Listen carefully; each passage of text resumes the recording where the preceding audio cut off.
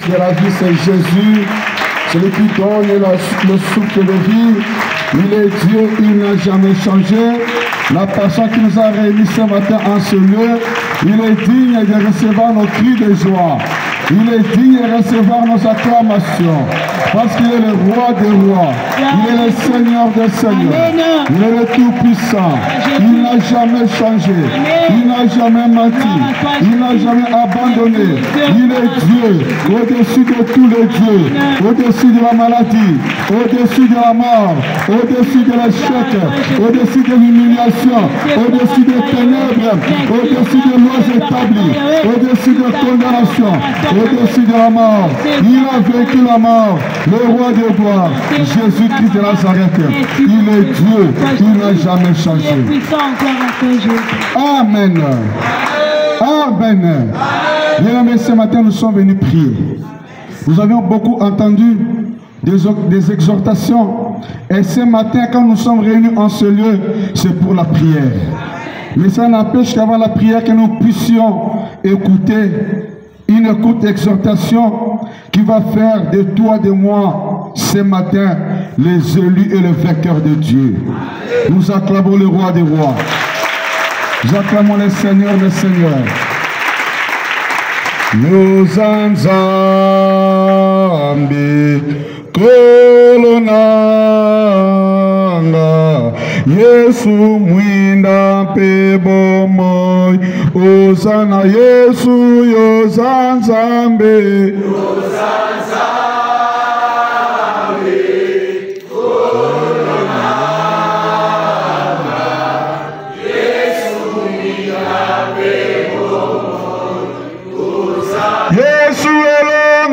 Biso Zambi Kolanga Yesu mwinda pebo moy Ozana Yesu natango ya lelo Osangisi biso Yoza mwinda pebo moy Ozana Ola tango ya lelo Kumama nayo Yesu mwinda pebo moy Ozana Biso tatamboli Yesu Ozana Kolonanga Yesu mwinda pebo moy Yesu bikama na biso sa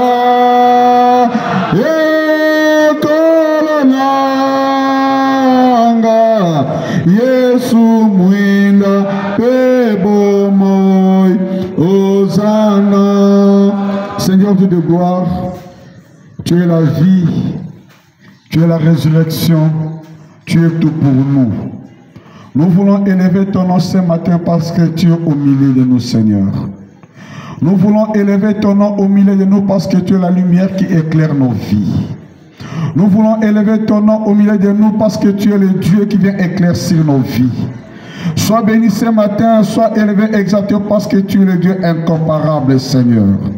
Lorsque ton sang qui a coulé sur la croix de Golgotha, qui nous a donné, Père de gloire, ô Dieu, l'accès d'entrer dans le parvis, dans les lieux saints et très saints, Père de gloire, nous purifie encore ce matin, nous couvre, nous rend invisibles, inattaquables, invulnérables, intouchables ce matin, dans cette chaîne de prière, le Tout-Puissant, Père de gloire. Saint-Esprit de Dieu, nous avons fortement besoin de toi. La Bible déclare, au commencement était la parole. La parole était avec Dieu et Dieu est la parole. La parole est la lumière. La parole est l'esprit. La parole délivre. La parole guérit. La parole sanctifie. La parole élève. La parole change. La parole transforme. En vertu, Père de gloire, de cette connaissance, Emmanuel, mon Dieu, mon roi, que ce matin, Père de gloire, que cette parole nous visite, que cette parole change nos vies, l'homme de Galilée, que nous puissions sortir de cet endroit, Père de gloire, autrement, Seigneur. Que nous puissions sortir de cet endroit différemment de notre entrée. Parce que le Dieu de papa et de maman Olangi, Jésus-Christ de Nazareth, tu es au rendez-vous de ce matin.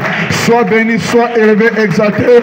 Nous t'acclamons, nous te couronnons. Le roi des rois, le Seigneur des seigneurs, le roi des rois, le Dieu tout-puissant, le roi des rois, le Dieu redoutable, le roi des rois, Jéhovah Sabaoth, le roi des rois, le Dieu qui existe, le Dieu qui a existé éternellement. Il existera dans nos vies, dans nos familles, dans nos maisons, dans nos entreprises, dans nos santé. Il est omnipotent, le Dieu omniscient, le Dieu omnipotent, le Dieu omniprésent. Il est le véritable Dieu. Il n'a jamais changé. L'assurance de notre vie, la fondation et le fondement de notre assurance, c'est Jésus-Christ de Nazareth, qui n'a jamais abandonné, qui n'a jamais rejeté, qui n'a jamais délaissé. Il est au milieu de nous, il est au milieu de nous. Il change nos vies, il touche nos vies, il façonne nos vies, parce que le seul Dieu qui a le dernier mot pour notre vie s'appelle le pain de vie, le roi des rois, le Seigneur des seigneurs. Amen. La paix est bien na kombo na Yesu. Pena lingi bino na kombo na Yesu. Kombo na Papa Joseph Lacoura. Nazali disciple de Jésus-Christ de la promotion Paul. Namokili. Dieu m'a fait grâce. Nazali, magistrat, na parquet de grande instance, ma tête de la ville. Amen. Ce n'est qu'une grâce. Ce n'est qu'une grâce. Ce matin, nous sommes venus pour prier. Nous connaissons bien que nous avons la carte de récollection à Bissau. Cette récollection assemble tout le monde. Papa, maman et Lingue. Parce que nous avons tous besoin de la délivrance. Nous avons tous besoin que Jésus puisse nous visiter afin que nos vies changent. Amen. Mais il y a une chose que je vais souligner ce matin. Oh, et ça, ils sont ngolou que na tongo lelo. Tous ça na esika oh bien aimé. Ezali miséricorde de paix bonté à Bonzambé. Dans le livre de Lamentation, chapitre 3, à partir du verset 21 à verset 22, la parole de Dieu déclare ses bontés et ses miséricordes ne sont jamais épuisées et ne sont jamais à leur terme. Cela se renouvelle chaque matin. Cela se renouvelle chaque matin. Cela se renouvelle chaque matin.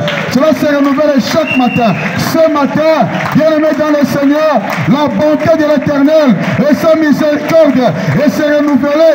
Oyo tomona qui la boutou, na tomo ya lelo, les allez changer, les allez renouveler. C'est pas ce que nous allons vivre ce matin. Nous allons vivre un autre aspect de vie parce que la bonté et la miséricorde de Dieu a tout modifié, a tout changé. Ça va pas colicolo. On va coller sur Christ avec vivacité. Coller sur Christ. Nous tombons nous tombons les camarades. Nous visite nyonso ya butu. Eloko nyonso. Oh, visite kinga. Na butu ya lelo. Pour que bien sa journée ya lelo. Nous la miséricorde en Nzambe. Nous la bonté en Nzambe. Na kako kwa isamo. Na kako bien isamo. Na kako neti amo. Ekwaya. Etika bamono. Na tobo lelo. Olode. Ozobeta maboko ozobondela. Ozobeta maboko. Ozobondela. Ozoloba. Ekwaya. Nazela miséricorde en Nzambe. Nazela bonté en Nzambe. Réhabilitation de sa boutique lelo. Ezaba ndoki. Ezaba cherché. Eboki kise. Yalo établi. Yakoutume. Matama lelo. Ekwaya.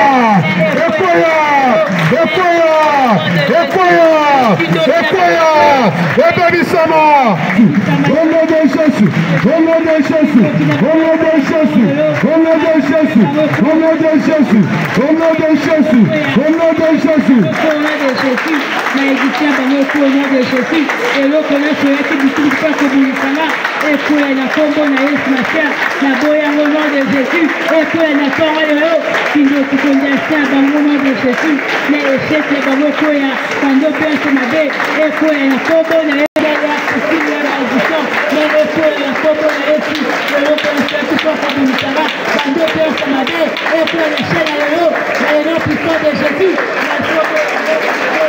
Jésus, malédiction, barokoya, échec de baroko au nom de Jésus, d'autres sont ma bête, et pour un achat de la boyango, au nom puissant de Jésus, la zoko et sa malédiction,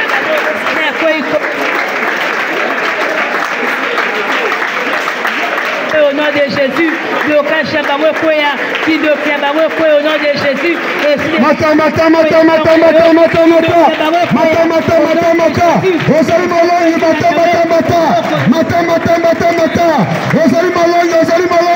Ozali malongi na kombo na Yesu. Baya kwese yango, detri yango, okoya, etikola tongo lelo. Au nom de Jésus, au nom de Jésus, au nom de Jésus, au nom de Jésus, au nom de Jésus, au nom de Jésus, au nom de Jésus, au nom de Jésus. Merci Seigneur Jésus-Christ. Amen. Betela Yesu maboko. Betela Yesu maboko. Betela Yesu maboko. Amen. Psaume 91. Celui qui demeure sur l'abri du Très-Haut repose à l'ombre du Tout-Puissant. Bien, on a parlé de l'ombre. L'ombre est l'oko oyo et où tu as origine à papa et maman. Oui, c'est pas kabiso likolo. Ou bien ezali double. Oui, yaka poko représenter biso na eloko moko. Na tongo lelo lamuki, il y a une bénédiction qui t'attend quelque part. Mais l'ombre t'a précédé. Ombre est précédé comme aboyeke non. Et là qu'on a déjà mutumoko topé ça qui mutumoko azala ki lokola yo azwa ki lokwana ezali ombre na yo ouais utina ténèbres et pourtant Dieu a préparé une grande bénédiction pour toi mais l'ombre t'a précédé. Image moko ya noir ouais landaka batu.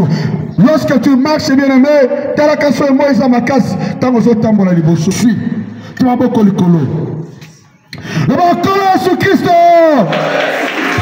Ombre nyonso oyo nakanga na banzela nyonso natambolaka na banzela nyonso nakotaka nayeba yango na kombo nayeba yango na kombo te na ntongo ya lelo nazwi makano ya koboya ya kokabola na ombre nyonso ya libota tata langa ya libota mama langa ya quartier langa ya entreprise langa ya tribu langa ya clan langa na boya yango olode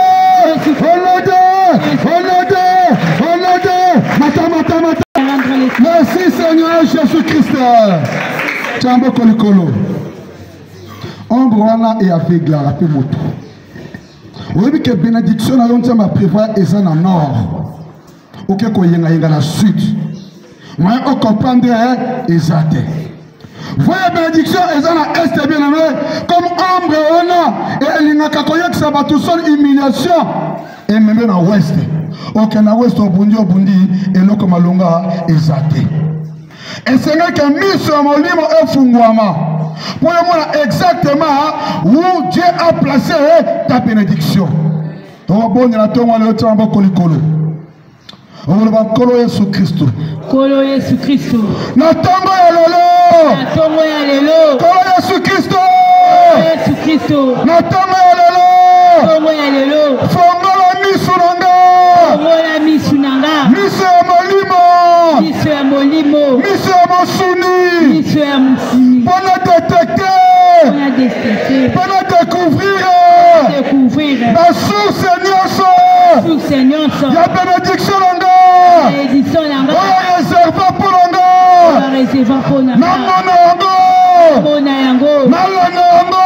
Landa yango. Nasimba yango. Simba yango. Na posséder yango. Posséder yango. Na tongo yalelo. Tongo yalelo. Olode. Olode. Olode.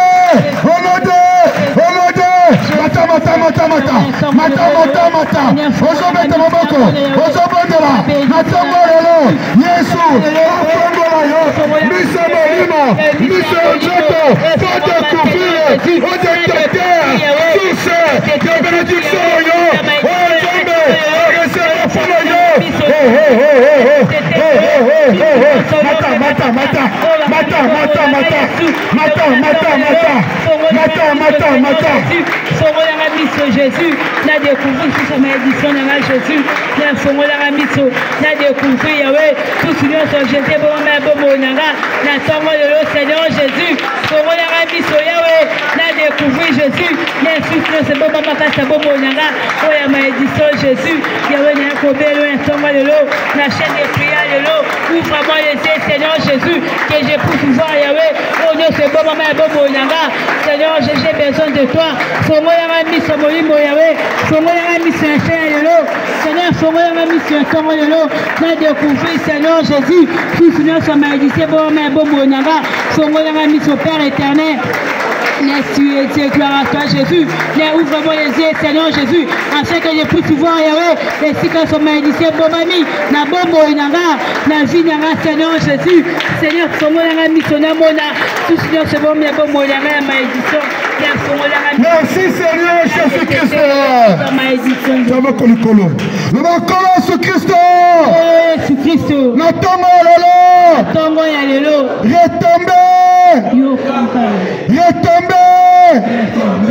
Retomber. Nicolas Banguna Langa. Ma projet la bango. Projet la bango. On va aussi préparer. Contre Libota Langa. Contre Ndakulanga. Malheur na bango. Esonge la bango. Na musela langa. Malheur na bango. Esonge la bango. Na betu de bala langa. Na projet la bango. Ya échec. Esonge la bango.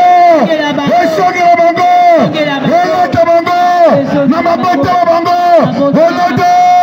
Olode. Olode. Olode. Malheur na bango. Esonge tomber le bango. Esonge la bango. Esonge tomber le bango. Échec la bango. Esonge tomber le bango. Esonge la bango. Esonge tomber le bango. Esonge tomber le bango. Esonge tomber le bango. Olode chef. Olode chef. Olode chef. Olode chef. Olode chef. Olode chef. Olode chef. Olode chef.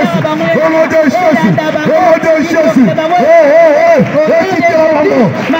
Au nom puissant de Jésus, les qui doivent sont les bango, et chaque les bango sont les bango nanga, au nom de la proclamation qui contre les nanga, contre les beaux terrains, et sont les bango, au nom de Jésus, la zone sango, et toi expéditeur dans le nom puissant de Jésus, malheur na bango, tous ces bango sont malédicés, sont les bango nanga, na combo na Yesu Masia, qui n'arrivera pas, sera de rappeler, leur malédiction. Merci Seigneur Jésus-Christ. Merci Seigneur. Nous acclamons le roi des rois. Jésus. Acclamons le Seigneur des seigneurs. Gloire à Jésus. Acclame le roi des rois. Gloire à Jésus. Acclame le roi des rois. Gloire à Jésus. Acclame le roi des rois. Gloire à Jésus. Acclame le roi des rois. Gloire à Jésus. Amen. Amen. Tu vas prier ce matin. Tu vas ordonner dans ma belée. Yo ma belée, terre. Je t'ordonne ce matin de vomir toutes mes bénédictions. Oh yo mbela. Natongo le esengeli au sazangolo. Amen. Je crois la fois passée j'avais donné un témoignage. Bien aimé, pendant ce temps il y avait beaucoup de combats. To bundi butu mo bimba na kupa batumo boy.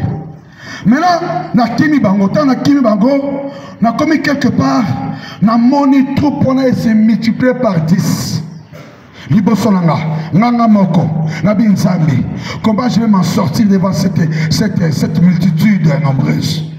Bien aimé dans le Seigneur, là où j'étais, na Télémi, na Monika tourbillon, tourbillon et bimi. Tant que tourbillon et bimaki. Et sur multitude voilà. Et balousi bango, et balousi bango, et balousi bango. Pendant que le tourbillon était en train de faire son travail. Pendant que le tourbillon faisait son travail, côté peu ma belle et son fungoma. C'est-à-dire, ils qui entré, sorti.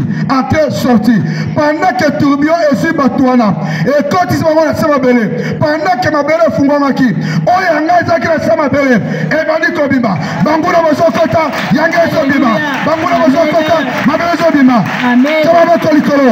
Nous allons sur Christo.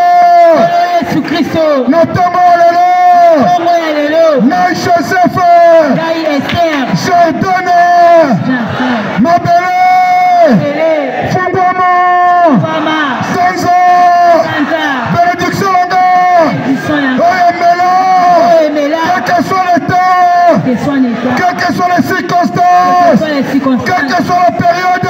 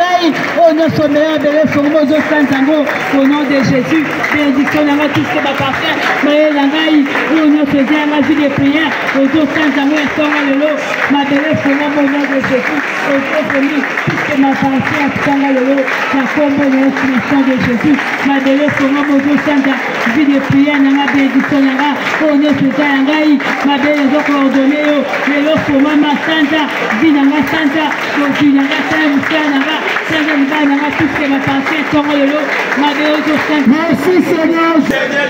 Celui qui demeure sous l'abri du Très-Haut repose à l'ombre du Tout-Puissant. Yunangai. Tozali a appris nini. Est-ce que ça a appris? Il y a très haut ou bien ils ont appris. Il y a qui donc ici à Batiabiso appris Batiabiso comme lango nini. Et Seigneur bien-aimé, qu'il y ait une distinction entre l'abri de Dieu et l'abri des coutumes. Nous sommes appelés à vivre l'abri de Dieu, sous l'abri de Dieu. Mais diable dans le kouta naye, na makamabe naye, il a fait Babylone naye na ba origine. Ate kibiso, pas besoin que nous vivre dans l'abri, il y a Satana. Mais la Bible déclare, vous connaîtrez la vérité et la vérité vous affranchira. La vérité est tu bien le Tchalaboko-Likolo. Sous Christo, sous Christo, Naï Joseph, appris nyonso, imposa kinga, pendant yo kisama soni, masoni na libota langa libota yanga ya papa langa papa yanga ya mama langa mama nanga ezala appui ya bandoki oya appui ya bandoki ezala appui ya bankanga ezala appui ya banganga ezala appui satanique ezala appui satanique na ntongo ya lelo ntongo ya lelo nasimokano ndenge nazobeta maboko nakei kobima na babi nyonso ya ténèbre ya coutume ya tradition ya maye ya zamba ya esobe onode mata ozobeta maboko kende kobima na babi ya protection ya zamba ya maye baepozaki yo na bakoko na yo nazobima yawe esika sulakanga bongo nanga nabimi ya samai na bazamba na ndako bapandako bamba nanga nazobima bapui nyonso yawe esika basiaki na ya zamba na cimetière nabimi au nom de Jésus nazobima esika osobomba ya bongo nanga yawe eza na cimetière na bazamba nabimi na samai nabimi au nom de Jésus nazobima ngai ester lelo nabimi esika osulakanga bongo nanga na vie nyonso ya kindoki ya échec la maladie je sens au nom puissant de Jésus je sens partout on a condamné ma vie nazobima na kombo na yo spatia nabimi esika oso bakondana ngai na kindoki na malédiction libota yazobima na samai na bazamba ya kunda ya cimetière je sens. Merci Seigneur Jésus-Christ. Oyebi ke na kati ya bomoi na yo eza eloko moko elandaka yo etambolaka na yo si tolobaki yango olingo ozwa lipamboli ota promis une bénédiction yango eprécédé yo mpo ezwa ekanga eloko wana ntango koya boye balobi te si ozwaki lipamboli na yo me na ntongo ya lelo esprit nyonso oyo eprécédaka yo na ntongo ya lelo ekozala immobilisé. C'est-à-dire quoi? Et quand tu as dit prier jusqu'à triompher. Et Seigneur triompher dans mes livres, ouais, c'est des places à cas. Pour aller dans Kayo, et quand on pas molina yo. Mais attends-moi, vous connaîtrez la vérité et la vérité vous affranchira. D'abord, bon de là, priez jusqu'à triomphe. Priez jusqu'à triomphe. Tamaboko Nikolo. Le bankolo Yesu Kristo. Yesu Kristo. Yesu Kristo. Yesu Kristo. Moto nyonso. Moto nyonso. Esprit nyonso. Esprit nyonso. Oyo landakanga. Oyo landakanga. Poko kanga bénédiction langa. Kanga bénédiction langa. Ezala ombre. Ezala ombre. Yanda ko tata langa. Yanda ko tata langa. Yanda ko mama langa.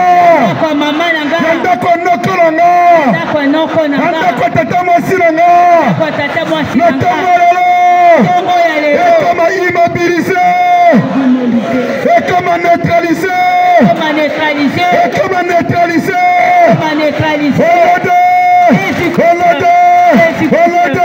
mata mata mata mata mata mata mata mata mata mata mata et pour makolo et pasana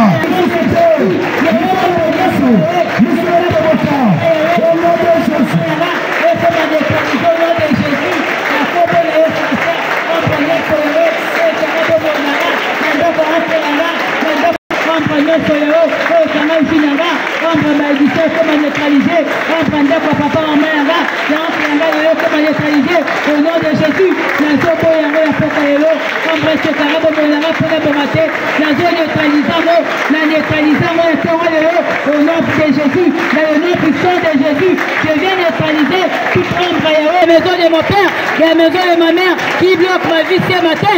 Je viens neutraliser cela dans le nom puissant de Jésus, dans le nom puissant de Jésus. Je neutralise tout ombre et Kani Finara pour ne pas. Merci Seigneur Jésus-Christ. Amen. Que le Seigneur te bénisse. Betela Yesu maboko. Nous avons un thème d'abisso.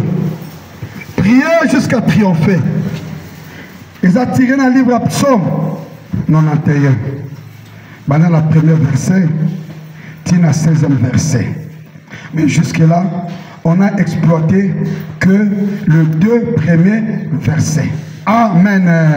C'est-à-dire que le 2 premiers versets, il y a un ezali et le to tirer la carte à thème na biso ou comme même biso tina bénédiction fina ba mo na biso. Na suka kula to ko verset 14, verset 15 et verset 16 qui est la conclusion, il y a introduction, il y a thème na biso. Amen. Bien-aimé dans le Seigneur, priez jusqu'à triompher. Prier c'est quoi? Prier veut dire parler avec Dieu. Soumettre à Dieu sa situation. Selon l'Anzambe, l'Oban Anzambe, dans les Camorres, situation comme acheter, tu vas parler avec Dieu. Et quand tu parleras avec Dieu, ce Dieu-là va te répondre favorablement à ta préoccupation. La prière, bien aimé, est une puissance explosive. Rien ne peut résister devant la prière. Quel que soit le niveau, il y a situation, il y a oppression, il y a batouma, il y a loi établie, il y a condamnation. Nul ne peut résister devant la prière. Priez, parle avec Dieu jusqu'à triompher. Finalité triompher, c'est-à-dire remporter une victoire éclatante, une victoire qui éclate, qui s'éclate, une victoire qui se fait voir. Il y a quelque chose qui vient de s'ajouter dans sa vie. Il y a cela 2 jours, 3 jours, Nathalie, vous savez bien aimé, entre les gens qui nous condamnent là, ils doivent condamner Bisso. Nabiso Oyo, nous avons salé la cas. Bato ali bosso ba mona ka gloire nzambe kati na biso ezali bato oyo ba condamna biso. Yoko remarqué on a retard. Parce que na kana bango balobaki soki ont échappé na eloko bango balobaki bango ba remarqué que nous venons de perdre un élément très important. Il y a une répercussion maintenant, il y a libération, il y a répercussion, il y a des livraisons, il y a outil et sika, bakanga kio, on peut la vie comment changer. On va nous sécater au comme seka. On va nous moitié au comme temps normal. On va nous kabela et comme kabela yo. Zaki na kata molili lumière et comme éclairé bon moina yo. Il faut remarquer là-bas avant que biso moko sanini te remarquer. C'est ça la victoire éclatante. Mais la Bible dit, celui qui demeure, celui qui reste, celui qui est en permanence sous l'abri du Très-Haut, abri bien-aimé, Ezali Elokomoko et protège. Ça protège contre les dangers, ça protège contre les intempéries. Le Colandé Tosaboy, et ça le Cola abri. Oyo mutomo qui la sala. Mais la carte abri yango, et ça va insuffisance et belé. Seul abri où est une insuffisance, c'est l'abri de Dieu Tout-Puissant. Ceux qui osent qu'on bien aimé, au combat à moïté. Ceux qui osent qu'on bien aimé, au combat à danger. Ceux qui osent qu'on bien aimé, au combat à matongi à batouté. Ceux qui osent qu'on au combat à elokomoko. L'abri, l'abri. L'abri de Dieu, protection de Dieu, et c'est un danger. Ce qui est poussé et comme il faut abri. Awa accès ça interdit pour nous. Agent ici bas. Moi ayé bête que non faut vous savez abri ezali. Moi to ça musala ezate. C'est le qui demeure sur l'abri de très haut. Celle qui demeure sur l'abri de très haut. Et c'est que demeurer l'abri du très haut bien aimé. Après du très haut c'est quoi? Ezali Boyoka Nabiso Nansambé Wada. On peut prier, mais si on ne demeure pas, il n'y aura pas de résultat. Demeurer c'est quoi? Respecter les instructions scrupuleuses de l'Éternel. Oh, Nzambe alobi, Israël offendi alobi, qu'elle est la gauche, qu'elle est la gauche. Qu'elle est la droite, qu'elle est la droite. Koloba boete. Ceux qui ont la demeure wana, on a que sa instruction, on a bien aimé dans le Seigneur. Quels que soient les dangers, tu seras toujours protégé. Celui qui demeure sur la ville très haut. Repose à l'ombre de Tout-Puissant. Le repos, c'est quoi? Le repos, c'est la délivrance que Dieu te donnera. Lorsque tu vas demeurer, bien qu'il y aura des critiques, bien qu'il y aura des oppressions, bien qu'il y aura ceci, cela, quand tu vas demeurer, bien-aimé, sous l'abri du Très-Haut, bien-aimé, le repos viendra. Et quand le repos viendra, ta vie changera. Amen.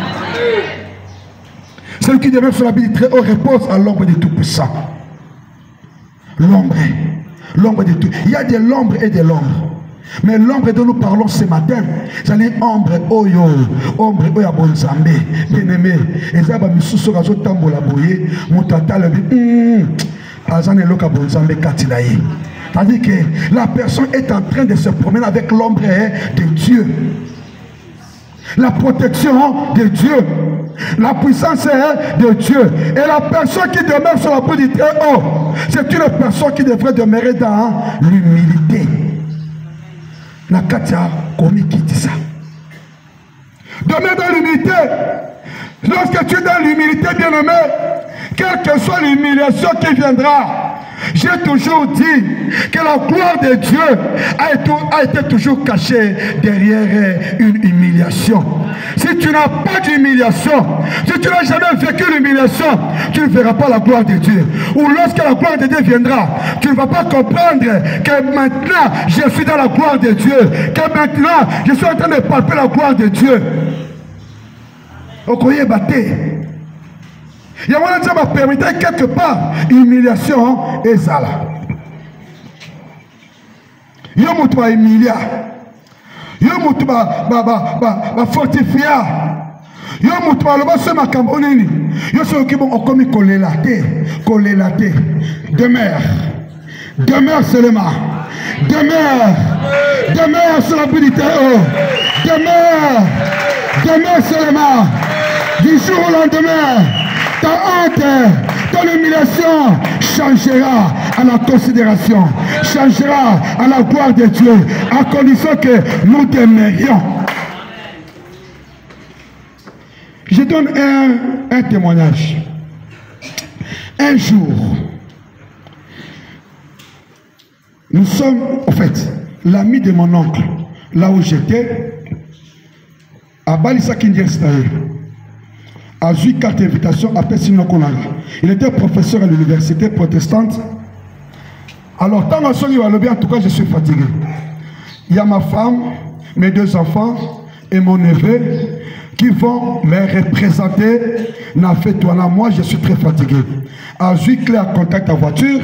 A Pessinokonanga nae no konabiswana. Oyo, a Balissa Kinyesnae. A Pessi. Dans notre maison, nous sommes sortis. Dans la maison de mon oncle, ton représentant qu'on a dit à 4. Sa femme, ses 2 enfants, moi c'est la mobile Nanga. Donc quand tu as une voiture, on a dit moko, camarade qu'on a dit à conduire une voiture, tu n'as parlé du peuple. Donc comme il a parlé du peuple, bien aimé, dans ce planète a parlé du peuple. Il faudrait maintenant que tu bima, tu kota na salle ya fête. Donc comme il a parlé du peuple, on a déjà ministère.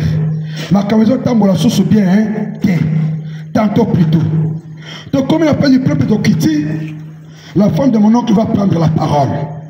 À l'obi, l'un de Kiti awa, à Pointenga, Yotikala, Kenge la voiture, je suis au côté de la salle à fête. Moi, j'ai toujours dit, retenez. Et pas ensemble, hasard et zalaka, et par exemple, coïncidence et zalaka, tout est planifié par Dieu. Tout est planifié par Dieu. Yokotika la aucun de la voiture. Ah, on dirait que Babeti a fait sa motema. Dans l'Italie. Nous avons propriété, nous avons présentabilité. Mais pourquoi à Kotika na libanda, bangoba kotana bana na akotana bana na ye? L'ami de mon oncle qui nous a conduit à s'interposer. Alors, à côté il y a des gens qui vont faire la garde de la voiture ici. Ils sont fait et c'est un kotana fait. Et tenez-moi au de la Morobou. Finalement, Tokoti fait des cils. Je ne me rappelle plus des années. Bané et les qui est belé. Alors, Tosori Pendako. Ministère, demeurer. comment s'intensifier et comme le niveau l'écolo au point que même quand c'est ça nini et koufi. Mais je demeurerai toujours. J'ai toujours dit la terre ici c'est ma terre de bénédiction. Parce que Mboka Matadi Oyo, c'est ici où je suis venu chercher ma délivrance. Na Mboka Oyo, na Kimi Kinshasa, Ndaye Matadi. Na côte ma prière, Nzambasa na zongi, na reprendre l'étude. Tinege le kaki, da ici, j'ai servi Dieu. Na keba mission, na zongi, na bali, ma kamoupe échangé. 2023. Là, et là qu'on a lobby, ça remonte vers les années 1998 ou 1999. Entre 1998 et 1999. En 2024, d'abord 23, Dieu a fait que le président de la République a publié ordonnance, il y a un nouveau magistrat. Il a publié, j'étais parmi. Mokozambo Kalobi, et c'est là Yamba, un nouveau magistrat, où la palais du peuple.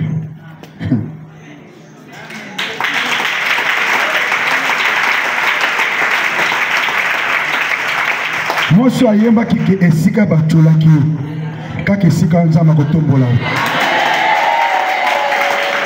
Quand est-ce qu'on a problème demeure seulement, demeure sur l'abri du très haut, demeure au bando c'est un moment là, ombre la bango et bana qui kolananga.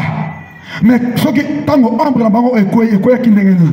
N'allez na bouton ça va la kisanga, toza na université protestante. Wana ici na Sisaki, yeno konanga, il était secrétaire académique, c'est lui qui a supporté l'étude nanga. Na lai na butu tango na lungwe cheye na moi na butu baso lukanga mais to so mone soute akoma wapi tina université ngala so mona bango mais bango baso mona nga te na so mona bango libata mobimba baso luka Azoluka, il est passé où? Même à l'université, on ne le voit pas. Peut-être physiquement, il me voyait, mais spirituellement, il ne me voyait plus. Parce que ombre la bango et koyaki ombre la bango boussole et changeaki na kena sud bakena nord boito kutana et zate président Bengibiso alori kaka place oyo j'étais humilié dans des années 1998 kaka nesika oyo na 2023 Nzambe azoi singa lisusu awa. Nzambe andi ko lakisa apesinga témoignage wana. Apesinga image na bité. Image na ko bomba ngote. Et sengina tatolango. To koti na bité na vanda na ko awa. Et sengina mona mokonza mboka na ndenge azoleka ko kitana ko matana et sengina mona ye. Atala ko simba ete et sengina sa nini na mona ye. Bien mais to koti na pas du peuple. Fati à côté. Après ça, le discours, c'est le discours. Azoleka, notre la fatika kaboui, et sika bacholaki, et sika baimulaki. C'est par là qu'est passée la gloire de Dieu. Et sika gloire ensemble les kaki. Nana moni gloire ensemble. J'aimerais dire à quelqu'un, et sika oh bacholayo, et sika bakisayo, et sika bafinayo, qu'on les latte, demeure seulement sur la bride du Théo. Cette humiliation changera en gloire. Encore un peu de temps. Encore un peu de temps, humiliation, et comme en gloire, demeure seulement, quand tu vas demeurer, ombre la bango rokoya, l'ombre de Dieu viendra sur toi. Gloire à Jésus.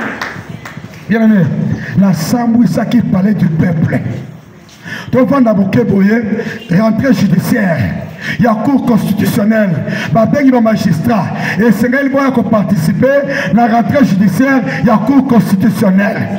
Donc, tu participes à la part du peuple. Donc, on a conseil d'État.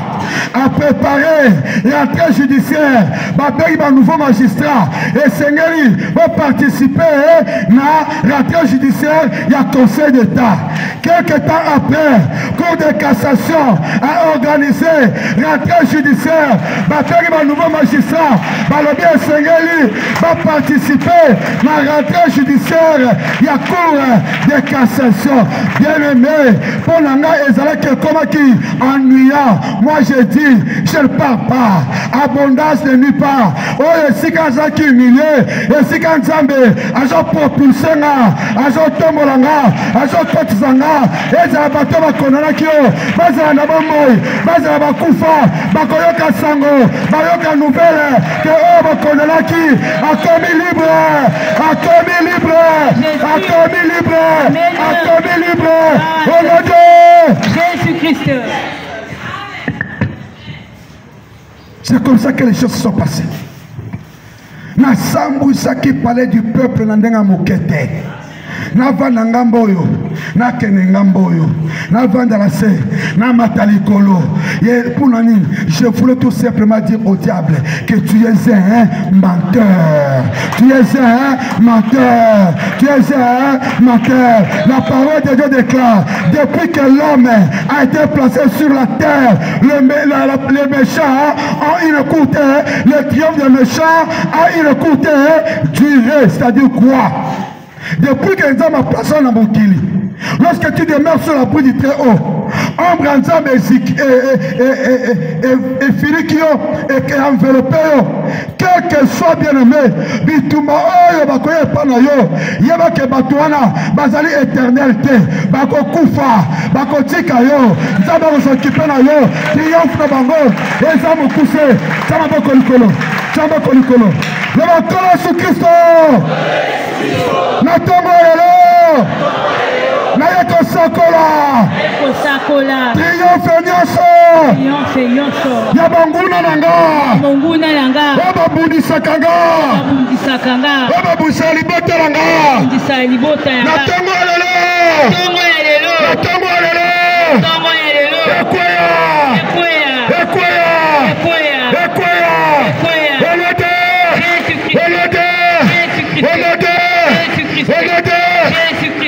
Amen. Depuis que toi, tu as connu le combat spirituel, le triomphe des méchants et des courtes durées. Bakoma kolela. Bakoma kolela. Bakoma kolela. Ndenge ba échoué pour la vie na yo. Batali malédiction bataki likolo na yo. La malédiction se change en bénédiction. Batali stérilité bataki likolo na yo. La stérilité se change en fécondité. Batali chômage bataki likolo na yo. Batali chômage échangé na musala. Il se pose des questions et ça dit ndenge. Salut qui est sur la pluie du très haut. Et Seigneur a dit qu'à la kacha humilité. Na kacha humilité. Papa, maman. Ceux qui juste c'est abota minanda konayo. Ayana libota nayo. Akuti papa. Na kacha sous la pluie du très haut. Qui demeure nambokola Jésus. Na kacha kobondela. Na kacha kokila. L'enfant qui vient dans cette maison demeurera aussi le kolayo papa. C'est pourquoi essayer ma parole avec sa plaire. La katia mabota. Bon, c'est la souple papa. Destruction mon sous banda. Et où ta kalibanda te. Et où ta la katia banda qu'on a biso. Chaque mois la couture papa j'en bête à boki. Bah comment changer forme. As-tu bien atteint la katia gobelet. Pour pas repérer. Mais bon, on va s'appeler Nzouzou Makas. Très sévère. Bah comment oh papa sont mélangés tités, ils ont maïté. C'est de la bière. Il peut amener que bière est la bière, la vie, Seigneur, abandonne la bière. Et c'est la destruction de l'enfant. Soit qui parle mon côté, ma parent, ma bonne de la cas, ma louka kanza, mais la sanctification qui demeure. Bien, mais l'enfant aussi va demeurer. Je donne un exemple. Et tout le monde, on va prier. Un jour, c'était ici. Nous sommes partis à la bergerie. Là, le frère Benjamin était là. Devant là, côte à côte, le frère Benjamin, il est toujours là. Humilité. À mon petit moko boy, frère moko, asa na mulongo. A boucher ngabi. Moi na cordon pe à côté na mulongo. Moi na cordon à côté na mulongo. Asa liboso te, asa na ndenge asima. Les gens l'ont précédé. Ngabi makambo yo, et ça maka partout. Dieu était en train de m'enseigner. Parce que cela s'est répété 2 dimanches. Au token la bergerie. 2e dimanche. Ton fan et ton fan nagana. Moulongo moulaï. Bah toi se servir, va se servir. Non, mon laga petit wana. Mon frère Joseph. Mwamba. Na moulongo. Ton fan naïboé. Na papa mwana maman mwamba. Biloko presque sili. Et tikali kaka moi ba. Eh ya soukana. Babi, mais qu'est-ce que tu vas manger? Quelle est ta maman sociale? Elle lui dit quelque part. Petit à sourire. Alors dit non. Je vais manger tout ce qui est resté là.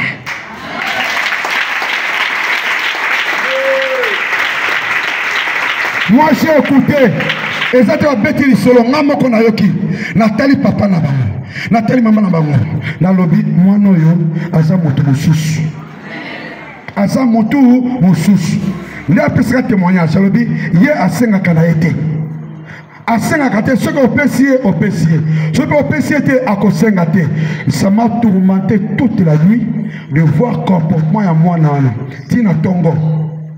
Dieu commence à m'enseigner que l'humilité. Humilité. Humilité. Dans cet enfant, il y a l'humilité. Et Dieu m'amène très loin. À Ebsinga. Au moni ministère la PCA. Abetaka na synthé. Azaï synthétiseur. Abetaka. Dans la Bible, Dieu a utilisé quelqu'un qui jouait à la guitare. Qui jouait à la guitare.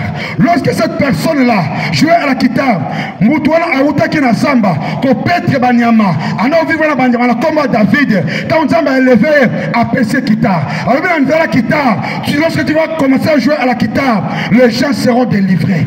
Bah, démon va kopiba, bah, malade va kopika, bah, tu vas connaître quoi. Et c'est quelque chose qui s'est produit dans le cas de David. Dieu me dit maintenant, à l'époque maintenant, tu vois ces messieurs-là, Dieu l'a humilié. Dieu l'a humilié qui m'a là. Banda conception, Dieu l'avait humilié. Mais en lui, n'a pas essayé de s'aider. Nanzela s'aider. N'a pas essayé de s'aider. Nanzela Koyemba. Tant qu'on va s'aider. Tant qu'on va les démons sortiront. Tant qu'on va s'aider. Tant qu'on va les malades seront guéris. Tant qu'on va il y aura des grands miracles qui vont se produire.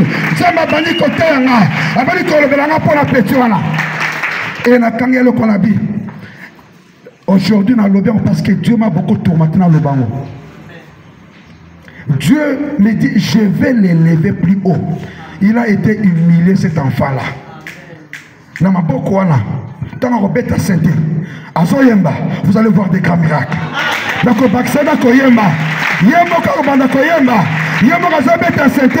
c'est pourquoi j'ai dit, oh mon frère Joseph, persévère, sois humble toujours. Dieu est avec toi.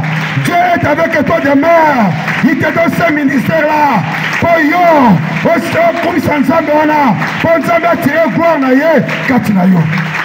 Pourquoi?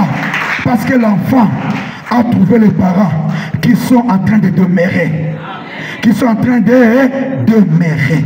Bien aimé, nous demeurons où? Nous m'avons tradition de demeurer à Wapi. Je suis ici. Ma famille était restée à Kinshasa.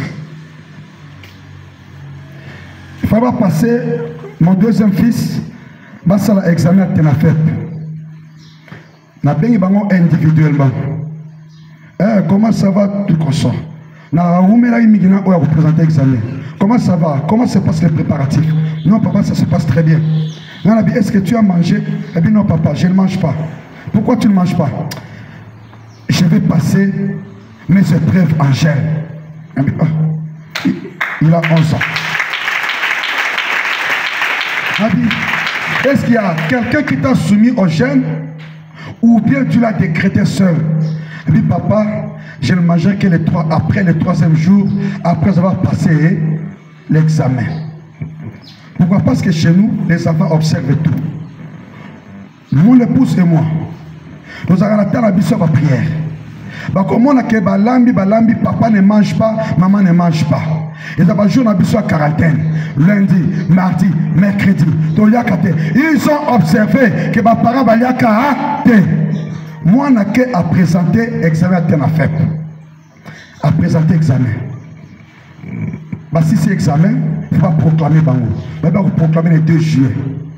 Madame a dit que non, pour l'examen, on a travaillé bien. Mais pour la fête, Nathan a mis lauréat avec 87%. Amen. Gloire à Jésus.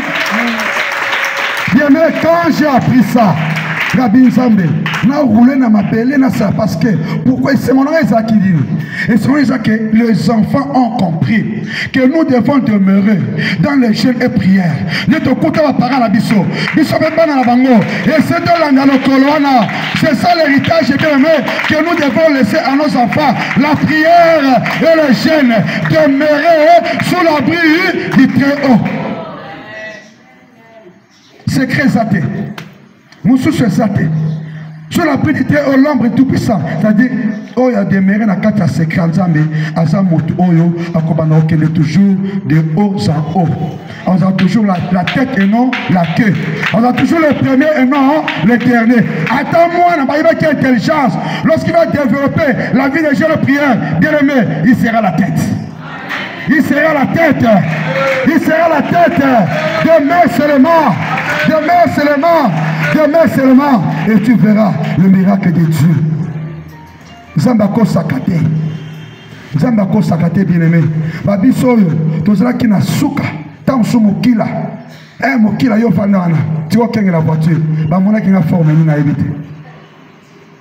Mais quelques temps après, plus tard, Zamba lobi na longolo na mokila wana okomi motu.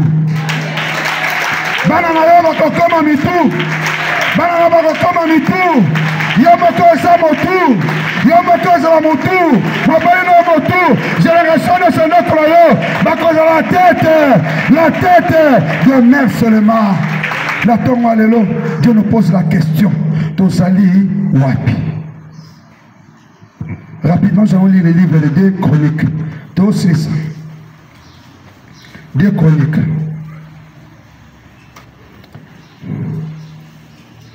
Deux Chroniques, chapitre 15.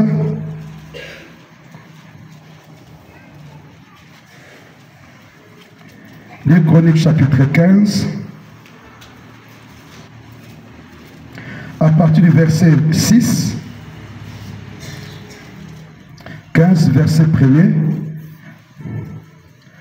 Je vais lire rapidement. 2 Chroniques chapitre 15 à partir du verset 1er. L'Esprit de Dieu fut sur Azaria, fils d'Oded. Et Azaria alla au-devant d'Assa et lui dit, écoutez-moi, Assa, et tout Juda et Benjamin. L'Éternel est avec vous quand vous êtes avec lui. Si vous le cherchez, vous le trouverez. Mais si vous l'abandonnez, il vous abandonnera.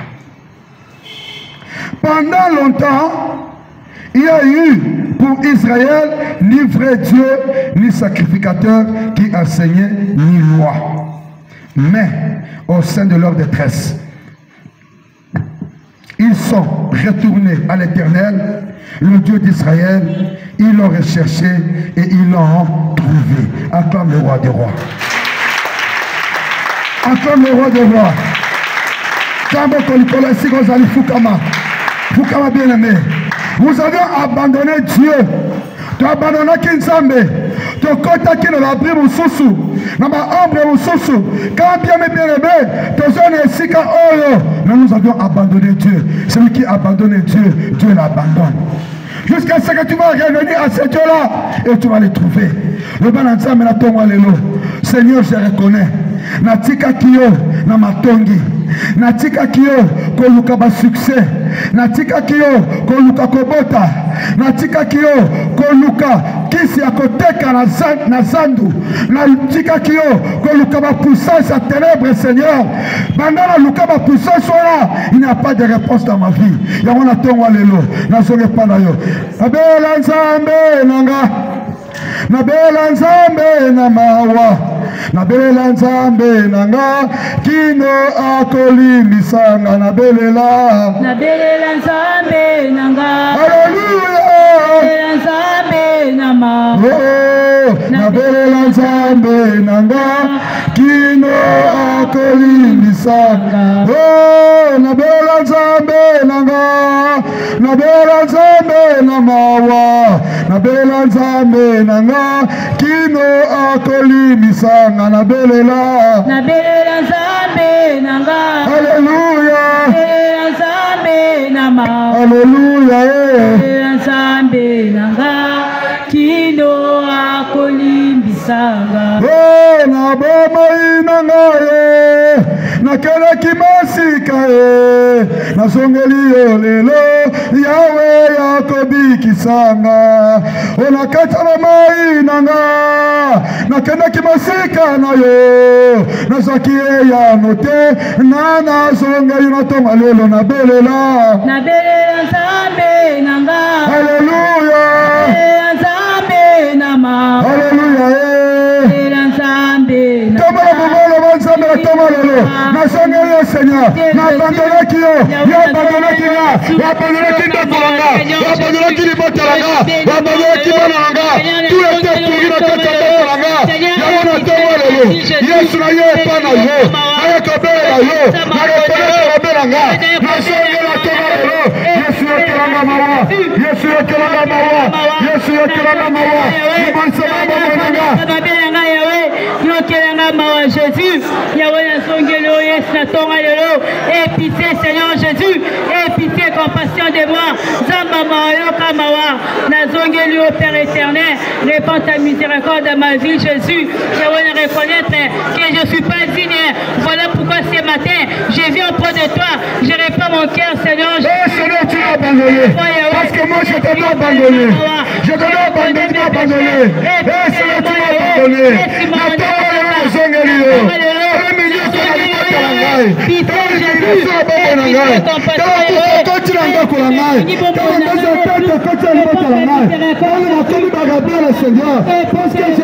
abandonné je suis insensé je suis au Kelangamawa je suis au Kelangamawa je suis au Kelangamawa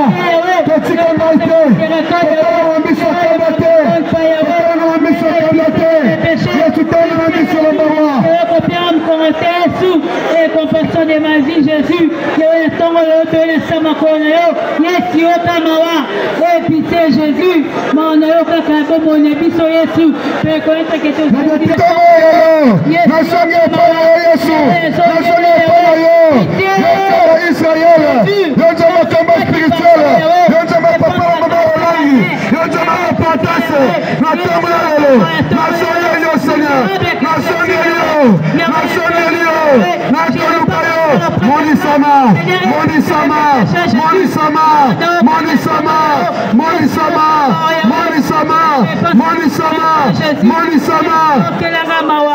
pitié Seigneur Jésus Seigneur aie pitié compassion de ma vie Jésus je reconnais que j'ai péché contre toi voilà pourquoi je réponds auprès de toi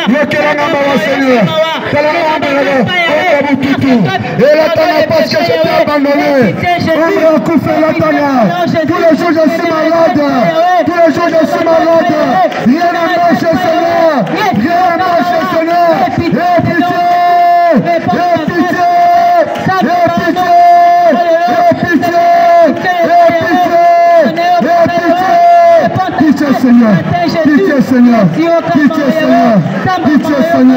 Pitié Seigneur Jésus, pitié Seigneur Jésus, mon Père éternel, mon Jésus, Seigneur, réponds ta miséricorde, Yahweh, Kamawa, et pitié Jésus, pitié Seigneur Jésus, mon tu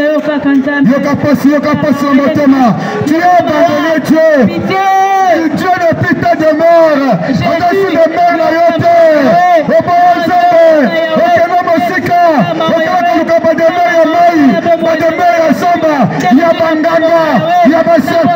il y a ma sirène, et il y a nos égalités, et il y a nos égalités, et il y a nos égalités.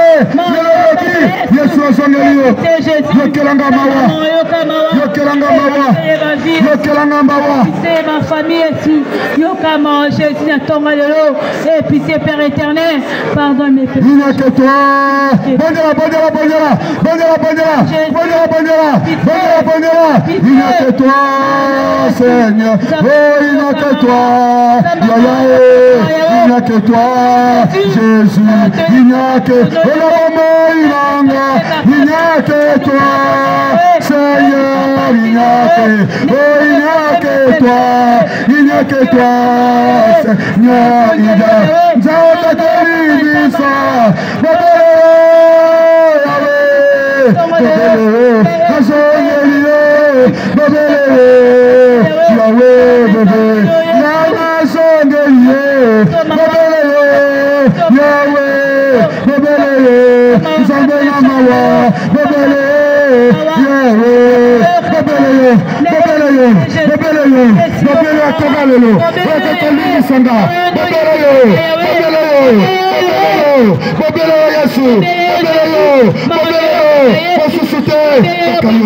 il n'y a que toi, Jésus. Il n'y a que toi, Père éternel.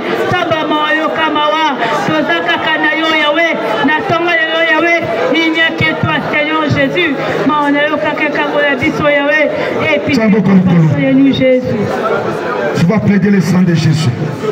Et qui t'a bon mot. Et si quand nous sommes, oh, bah, même qui ba bomba kiyo na ba citerne osala ki de mer yo na kata zamba na kata fosse septique na kata wese ozo tombola boko likolo ozo bondela ozo beta boko le sang de Jésus et que le copibisa yo na ba de mer nyoso ya maye ba de mer ya zamba le sang de Jésus le sang de Jésus le sang de Jésus le sang de Jésus le sang libérateur le sang libérateur le sang libérateur banana yo merci yo ndakoma bimba esi yokedaki nadobeli ya mai nadobeli ya zamba nadobeli ya wese nadobeli ya banganga nadobeli ya ténèbre le sang de Jésus ebimisa yo le sang de Jésus elibera yo le sang de Jésus ebimisa yo natonga lelo au nom de Jésus que ton sang me rachète Jésus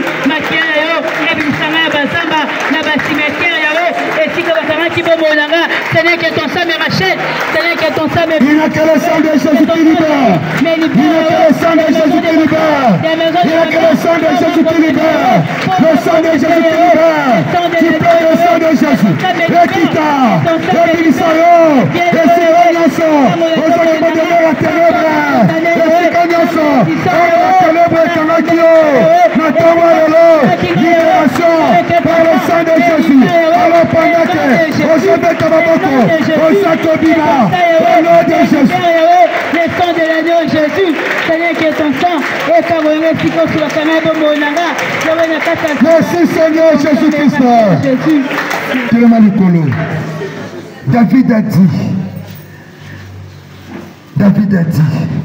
que l'Esprit de Dieu parla par moi. Quel esprit qui parle par toi? Esprit n'était à Kayo, esprit n'est lobé à Kayo, pour comme désobéissant ou comme orgueilleux devant la présence de Dieu. Seigneur, que ton esprit parle par moi. Pas l'esprit des serpents, pas l'esprit des sirènes, pas l'esprit de l'orgueil, pas l'esprit de la coutume, pas l'esprit de la tradition, que l'esprit de Dieu parle par moi. Jésus Christ,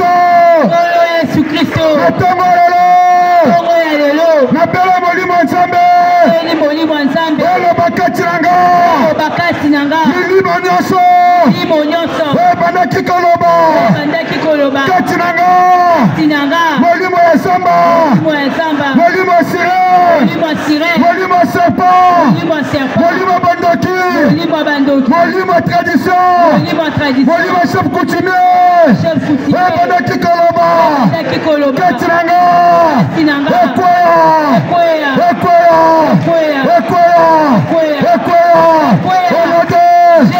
Balakobondela, au nom de Jésus. Balakobondela, Balakobondela. L'esprit de Dieu parle par toi.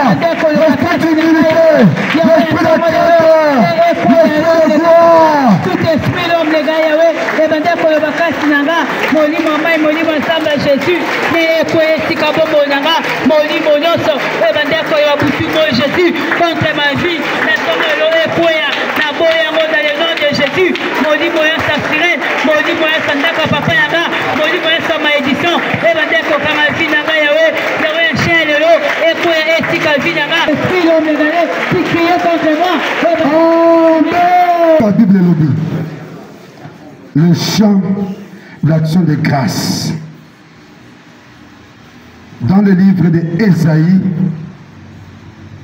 Ésaïe 25, à partir du verset 6, la Bible déclare: l'Éternel des armées prépare à tout le peuple sur cette montagne un festin de mets succulents, un festin de vin vieux, de mets succulents plein de moelle, de vin vieux clarifié.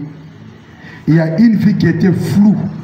Na tongo alelo, na ngoma oyo, na montagne oyo, le Seigneur est en train de clarifier la vie d'une personne. Et sur cette montagne, il anéantira le voile qui voile tout le peuple, la couverture qui couvre toutes les nations. Il anéantit la mort pour toujours. Le Seigneur l'Éternel est sur les larmes de tous les visages.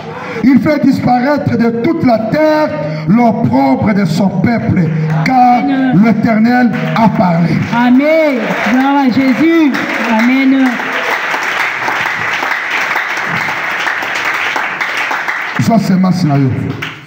C'est par-ci que nous allons mettre fin. Joie semence, nous tenons à ma semence. Quand on a noté ce qui semence, toujours bon là. Joie semence, tiens, on a le beaucoup bien aimé. Pas l'offrande, mais la semence. Dieu a dit le champ d'action de grâce. C'est-à-dire qu'il y a quelque chose qui va. Est-ce que Jésus a déjà perturbé ta vie? Est-ce que Jésus a déjà... ezali anéanti bavoile nyonso ya ténèbre ezopasuka bacouverture nyonso oyo elingaki boboyi na nga oyo elingaki bafere na nga oyo elingaki salere na nga oyo elingaki baprime na nga oyo elingaki intelligence na nga oyo elingaki promotion na nga na ntongo lelo epasuka kolo Yesu Kristo na ntongo lelo kolela na nga ekoma esengo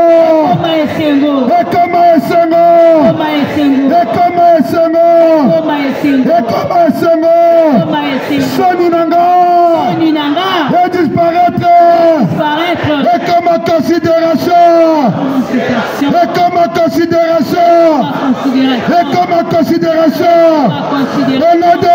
Jésus-Christ.